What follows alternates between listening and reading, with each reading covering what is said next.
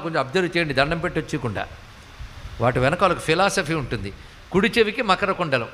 మకర కుండలం అంటే మొసలి ఆకారంలో ఉన్న కుండలం.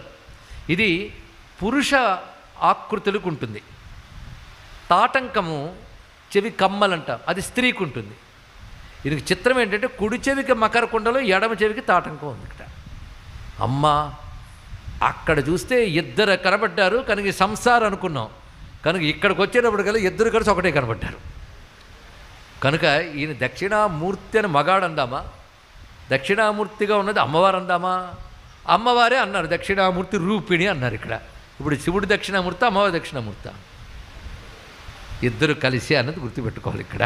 ఎందుకంటే ఈ స్వరూపంలో బ్రహ్మము శివుడు, బ్రహ్మ విద్య అమ్మవారు తెలుసుకోండి. ఇక్కడ రెండు కలిసే గోచరిస్తున్నాయి. అంటే సూర్యుడు వెలుగు కలిసి కనబడినట్లుగా శివుడు శక్తి కనబడుతున్నారు.